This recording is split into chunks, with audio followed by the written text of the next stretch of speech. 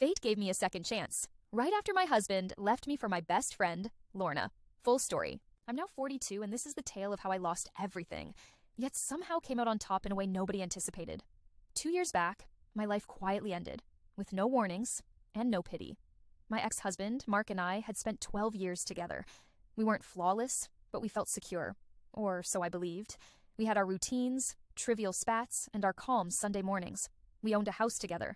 Our home held beautiful memories. It gave us a life that had a sense of comfort, perhaps a bit too much comfort. Beneath that comfort, however, lay gradual deceit I failed to notice. Maybe I was unwilling to acknowledge it. Mark had been distant for months, aloof, preoccupied, and perpetually on his mobile phone. When I inquired if something was the matter, he waved it off. "I'm just fatigued," he'd say, or "You're overthinking." I wasn't. One night, a trivial quarrel about dinner erupted, nothing significant, yet then he uttered the remarks that shattered my world. I want a divorce. I recall sitting there, immobilized, believing it was merely another challenging evening. But he meant it. He stated we had drifted apart, that he needed something else. I inquired if there was someone else involved. He denied it. He was deceiving me. I didn't uncover who until a month post-divorce. Her name? Lorna. My closest friend.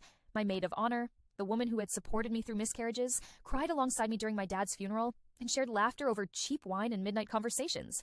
She'd been in my life for over 20 years. She was like a sibling to me. I would have entrusted her with my life. Instead, she was engaging in infidelity with my husband behind my back. I discovered the truth via a friend of a friend, one of those late-night confessions that emerged too tardily to repair the wounds. Evidently, Lorna and Mark had been secretly involved for at least 3 years before he proposed divorce. Some rumored it was longer. The most painful part? They didn't bother concealing it anymore. A month after our divorce was finalized, Mark wed Lorna. A modest ceremony. Only family was invited. She donned a white gown, and he beamed during the photos as if he did not ruin my life. I didn't attend. Naturally, I didn't. I spent that day on the floor of my living room, sobbing uncontrollably as if I couldn't catch a breath. The ensuing months were the darkest period of my existence. I couldn't eat. I couldn't sleep. I ceased replying to messages, stopped meeting friends. I basically stopped living. The betray from my ex-husband and my best friend was eating at my soul. I relocated to a cramped 2-bedroom unit, abandoned our house, our neighborhood, our shared memories. I set our wedding photos on fire. I erased every image of the two of them from my phone.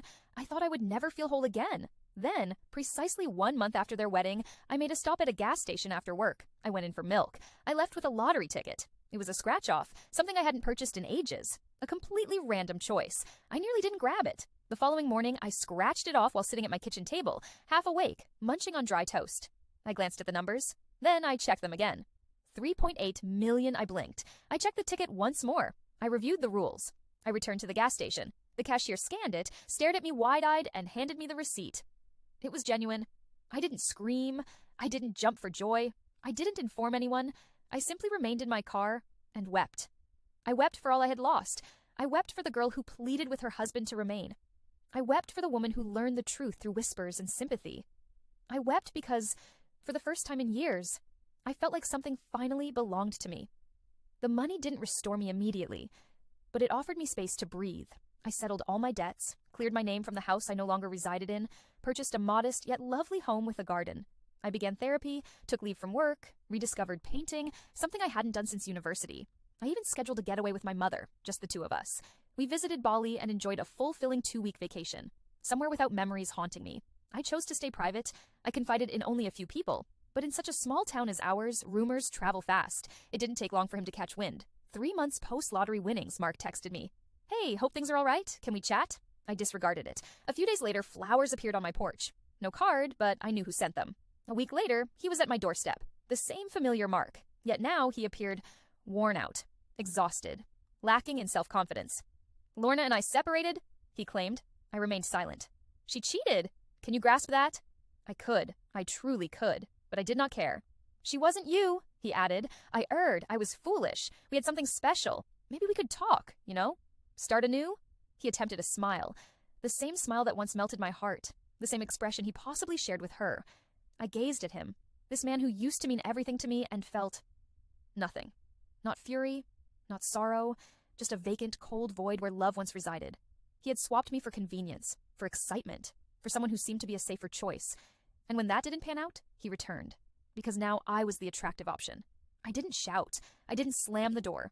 I merely locked eyes with him and uttered firmly, No. His smile vanished from his eyes. He knew he no longer had a hold on me. The love we once shared was gone. Then I closed the door. I positioned myself behind the curtain and watched him depart.